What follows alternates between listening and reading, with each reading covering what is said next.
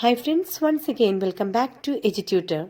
ഇഗ്നോ യൂണിവേഴ്സിറ്റിയുടെ MEG 10 ആണ് discuss ചെയ്യുന്നത്. Block 6 unit 6 യൂണിറ്റുകളാണുള്ളത്. അതിൽ ഫസ്റ്റ് യൂണിറ്റ് നമുക്കിപ്പോൾ ഡിസ്കസ് ചെയ്യാം.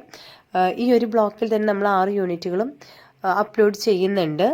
ഓക്കെ, അപ്പോൾ first unit questioning the canon, ideology and assumptions of the Canon.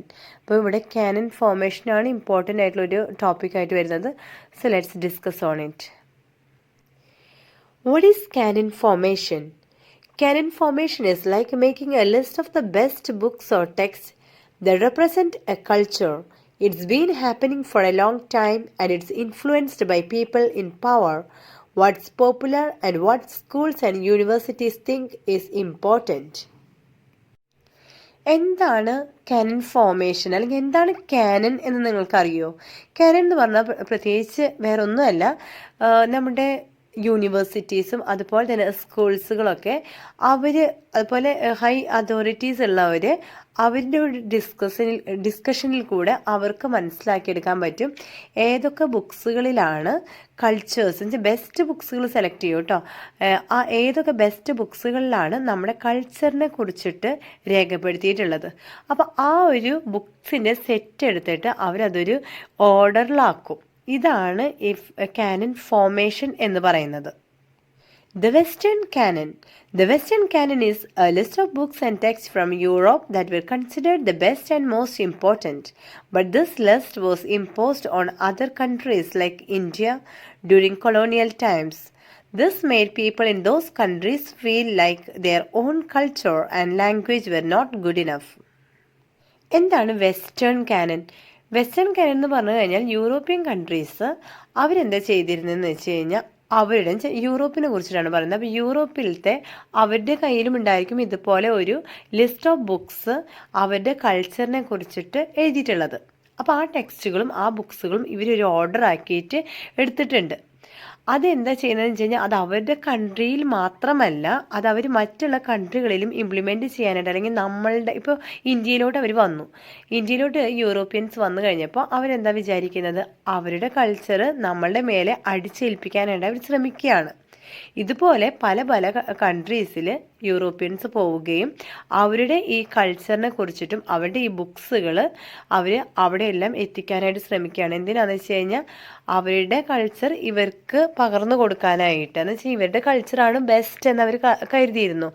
അത് മുഖേന ഇപ്പോൾ ഏത് കൺട്രിയിലാണോ ഇവർ ഇംപ്ലിമെൻറ്റ് ചെയ്യാനായിട്ട് ശ്രമിച്ചിരുന്നത്, അപ്പോൾ അവർക്ക് ഓട്ടോമാറ്റിക്കായിട്ട് ഒരു ഫീലിംഗ് വരും, നമ്മുടെ കൾച്ചർ അത്രയും പോരാ, യൂറോപ്യൻ കൾച്ചറാണ് ദ ബെസ്റ്റ് എന്ന്. അപ്പോൾ ആ ഒരു ഫീൽ ഉണ്ടാക്കാൻ കൂടി വേണ്ടിയിട്ടാണ് യൂറോപ്യൻസ് ഈ ഒരു സിസ്റ്റം ഫോളോ ചെയ്തിരുന്നത്. Resistance and change. But not everyone agreed with this. Writers like Chinua Achebe and Gabriel Garcia Marquez spoke out against it. They wrote books that showed their own cultures and languages in a good light. They also used languages in new ways, like mixing English with their own languages. അപ്പോൾ ഈ Canon formation Europeans ചെയ്തിരുന്ന ആ ഒരു method പലരും accept ചെയ്തിരുന്നില്ല. അവരെന്താ ചെയ്തിരുന്നതെന്ന് വെച്ച് കഴിഞ്ഞാൽ അവർ അവരുടെ കൾച്ചറിനെ കുറിച്ച് മാത്രമേ എഴുതിയിട്ടുണ്ടായിരുന്നുള്ളൂ. അപ്പോൾ അവരുടെ ബുക്സുകൾ മാത്രം അവരൊരു കാനൻ ഫോർമേഷൻ ചെയ്തിരുന്നുള്ളൂ. അല്ലാതെ അവരുടെ കൾച്ചർ മറ്റുള്ളവരുമായിട്ട് ഇംപ്ലിമെൻറ്റ് ചെയ്യാൻ അല്ലെങ്കിൽ മറ്റുള്ളവരുടെ മേലെ അടിച്ചേൽപ്പിക്കാനൊന്നും ചില വ്യക്തികൾ ആഗ്രഹിച്ചിരുന്നില്ല. അപ്പോൾ അവരുടെ പേരുകളൊക്കെ ഇവിടെ നോട്ട് ചെയ്തിട്ടുണ്ട്.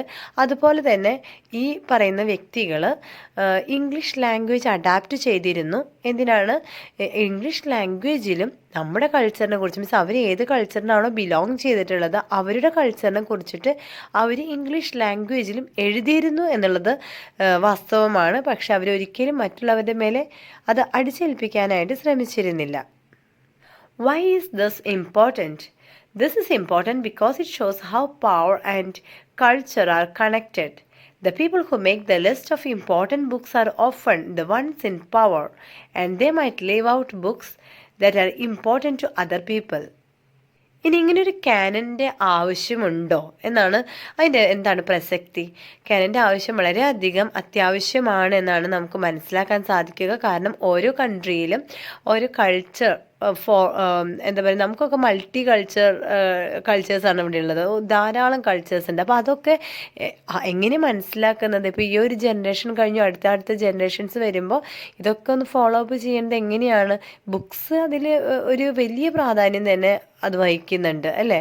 അപ്പോൾ ബുക്സിൽ കൂടെ മറ്റുള്ളവർക്ക് ഈ ഒരു നോളജ് പകർന്നു കൊടുക്കാനും, പിന്നെ ഈ കാനൻ എന്ന് പറയുന്നത് ഒരു പവർഫുള്ളായിട്ടുള്ള ഒരു അതോറിറ്റിയിലുള്ളവർ മാത്രം കൈകാര്യം ചെയ്യുന്ന ഒന്നാണ്. അപ്പോൾ അവർക്കും സെയിം പ്രയോറിറ്റി നമ്മൾ കൊടുക്കുന്നുണ്ട്. Economic system and canon formation. Money also plays a big role in canon formation. The people who have money and power are often the ones who decide what books get published and taught in schools. This can make it hard for books from poor countries or by poor writers to get noticed. ഇനി കാനനും economic സിസ്റ്റവുമായിട്ട് എന്തെങ്കിലും സാമ്പത്തികമായിട്ടുള്ള ഇടപാടുകളുമായിട്ട് എന്തെങ്കിലും ബന്ധമുണ്ടോ? ഉണ്ട്, വലിയ രീതിയിൽ ബന്ധമുണ്ട്.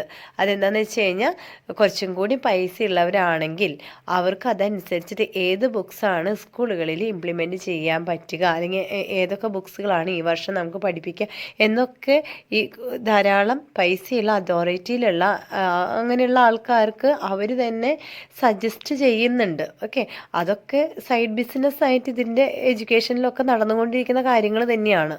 അതുപോലെ തന്നെ അപ്പോൾ അവിടെ ഒരു പ്രശ്നം എന്താണെന്ന് വെച്ച് കഴിഞ്ഞാൽ ഈ എന്താ പറയുക, ചെറിയ റൈറ്റേഴ്സൊക്കെ ഉണ്ടല്ലോ, ചില റൈറ്റേഴ്സ് എന്ന് വെച്ച് കഴിഞ്ഞാൽ പൈസ ഇല്ലാത്ത പുവർ റൈറ്റേഴ്സ് അവരൊക്കെ നോട്ടീസ് ചെയ്യപ്പെടാതിരിക്കുന്ന സാഹചര്യം ഇവിടെയുണ്ട്. കാരണം അവർക്ക് അവരുടെ ബുക്സ് പബ്ലിഷ് ചെയ്യാനും അത് സ്പ്രെഡ് ചെയ്യാനും ഇതിനൊന്നും കഴിവില്ല. അപ്പം അതുകൊണ്ട് തന്നെ അവരുടെ ബുക്സുകളൊക്കെ ഒന്നും ആരും അറിയാതെ അതൊക്കെ എന്താ പറയുക, ആ ഒരു ക്രൈറ്റീരിയയിലില്ല. അവരുടെ എന്ന് വെച്ച് കഴിഞ്ഞാൽ റിച്ച് ആൾക്കാരുടെ ആ ഒരു ഭാഗത്തേക്ക് ഇത് വരുന്നില്ല. അതുകൊണ്ട് തന്നെ ചില ബുക്സുകളൊന്നും ആരും അറിയപ്പെടുന്നില്ല. What's happening now? Now people are trying to make the canon more inclusive. They are adding books by writers from different cultures and backgrounds. They are also trying to understand how power and money have influenced the canon. ആദ്യമൊക്കെ നമ്മൾ പഠിച്ചു Canon എന്ന് പറയുന്നത് നമ്മുടെ കൺട്രിയുടെ കാര്യങ്ങൾ എന്ന് വെച്ച് കഴിഞ്ഞാൽ നമ്മുടെ കൺട്രിയുടെ കൾച്ചേഴ്സ് മാത്രമേ എഴുതിയിരുന്നുള്ളൂ, ആ ബുക്സുകൾ മാത്രമേ നമ്മൾ സെലക്ട് ചെയ്തിരുന്നുള്ളൂ. പക്ഷെ ഇപ്പോൾ സിസ്റ്റമൊക്കെ ആകെ മാറി.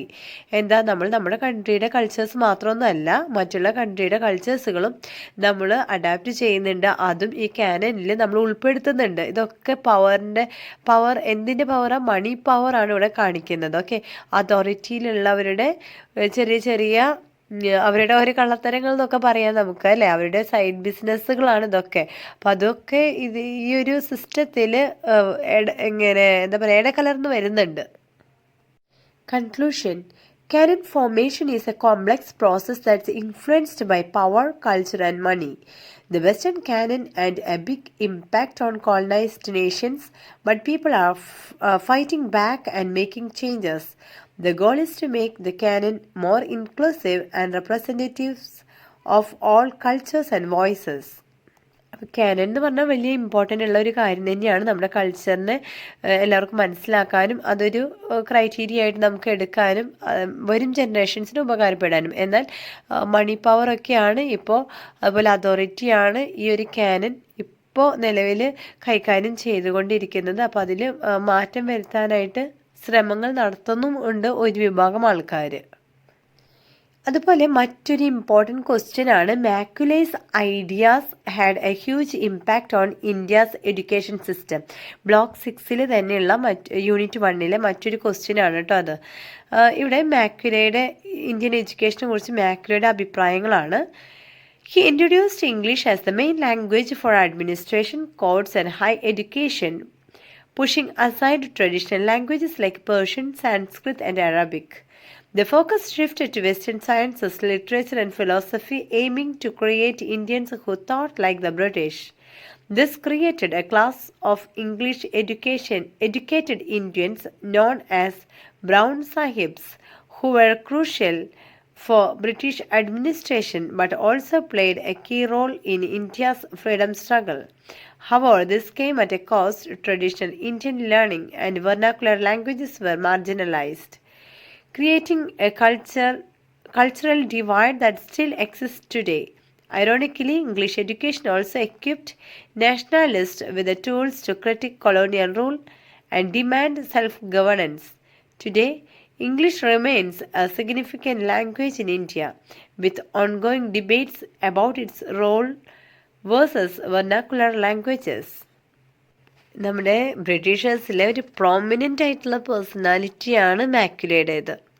ഇദ്ദേഹത്തിൻ്റെ പേര് വരാത്ത ഒരു സ്ഥലം ഉണ്ടായിരിക്കില്ല. ഒരു ക്വസ്റ്റ്യൻ പേപ്പറിലും മാക്യുല ഇല്ലാതെ ഒന്നും നടക്കില്ല എന്ന് തോന്നുന്നത് കേട്ടോ. കാരണം അത്രയും ഇമ്പോർട്ടൻ്റ് ആയിട്ടുള്ള ഒരു പേഴ്സണാലിറ്റിയാണ് ഇദ്ദേഹത്തിൻ്റേത്. ഇദ്ദേഹമാണ് ആദ്യമായിട്ട് ഇന്ത്യയിൽ ഇംഗ്ലീഷ് ഭാഷ കൊണ്ടുവരണം എന്ന് ഒരു സജഷൻ നൽകിയതും അത് എന്താ പറയുക, അത് കൊണ്ടുവരാനായിട്ട് ഇദ്ദേഹം ശ്രമിച്ചതും അതുപോലെ അത് നടപ്പിലാക്കിയതും ഇദ്ദേഹത്തിൻ്റെ ഒരു കഴിവ് തന്നെയാണ്. ഓക്കെ, അത് എടുത്ത് പറയേണ്ട കാര്യമാണ്. അപ്പോൾ അത് മുഖേന എന്താ ഉണ്ടായത്, ഇംഗ്ലീഷ് ഭാഷ ഇവിടേക്ക് വന്നു കഴിഞ്ഞപ്പോൾ സ്കൂളുകളിലും അങ്ങനെ കുറേ അധികം ഡെവലപ്മെൻറ്റ്സ് ഒക്കെ ഇംഗ്ലീഷ് ലാംഗ്വേജ് മുഖേന ഉണ്ടാവാൻ തുടങ്ങി. അപ്പോൾ അറബിക്, പേർഷ്യൻ, സാൻസ്ക്രിത് പോലെയുള്ള നമ്മുടെ ഇന്ത്യൻ വെർനാക്കുലർ ലാംഗ്വേജസുകളിൽ ആ വെർനാക്കുലർ ലാംഗ്വേജസുകൾ സൈഡാവാൻ തുടങ്ങി. ഓക്കെ, പ്രത്യേകിച്ച് എഴുത്തുകാരൊക്കെ എഴുതുന്നതൊക്കെ പിന്നെ ഇംഗ്ലീഷിലാക്കി. ഇന്ത്യൻ ഇംഗ്ലീഷ് എന്നാണ്, പിന്നെ ഇന്ത്യൻ ഇംഗ്ലീഷ് എന്ന് വെച്ചാൽ ഇംഗ്ലീഷിലാക്കി. ഓക്കെ, അങ്ങനെ. അപ്പോൾ അതുപോലെ അപ്പോൾ ഈ ഒരു കാരണം വെർനാക്കുലർ ലാംഗ്വേജസ് സൈഡ് ആയതിനു ശേഷം ഇംഗ്ലീഷ് ഇപ്പോൾ ഉപയോഗിക്കാത്ത ആരും തന്നെ ഇല്ല. അന്നത്തെ കാലത്ത് മാത്രമല്ല, ആ ഒരു കാര്യം പിന്നെ ഫോളോ അപ്പ് ചെയ്ത് ഇന്നും ഇംഗ്ലീഷ് ലാംഗ്വേജിനാണ് കൂടുതൽ പ്രസക്തി എല്ലാവരും നൽകുന്നത് എന്ന് നമുക്ക് ഓരോരുത്തർക്കും അറിയാവുന്ന കാര്യം തന്നെയാണ്, അല്ലേ? അപ്പോൾ അത് തന്നെയാണ് മാക്യുലയുടെ ആ ഒരു പവർ എന്ന് പറയുന്നത്. ഇന്ത്യൻ എഡ്യൂക്കേഷന് മേലെ ചെലുത്തിയിട്ടുള്ള അദ്ദേഹത്തിൻ്റെ ഒരു സ്വാധീനം എന്ന് പറയുന്നത് ഇന്നും ഇംഗ്ലീഷ് ലാംഗ്വേജ് നമ്മൾ ഉപയോഗിക്കുന്നു. നിലവിൽ നമ്മൾ MA സ്റ്റുഡൻസ് MEG ആണ്, അല്ലേ? ഇംഗ്ലീഷാണ് പഠിക്കുന്നത്. So thank you dears. Block 6 unit 1 കഴിഞ്ഞു. യൂണിറ്റ് 2 ഉടനെ തന്നെ അപ്ലോഡ് ചെയ്യുന്നതായിരിക്കും. അപ്പോൾ വീഡിയോ ഇഷ്ടപ്പെട്ടെങ്കിൽ സബ്സ്ക്രൈബ് ചെയ്യണം. അതുപോലെ തന്നെ ലൈക്ക് ചെയ്യാൻ മറക്കരുത്. നിങ്ങൾക്ക് ഇനി ഏത് വീഡിയോ ആണ് നെക്സ്റ്റ് ഞാൻ അപ്ലോഡ് ചെയ്യേണ്ടത് എന്ന് നിങ്ങൾ കമൻറ്റ് ചെയ്യുകയാണെങ്കിൽ surely I will try to do it. Okay, so thank you for watching the video. We'll meet you with the next video. By then, take care and goodbye.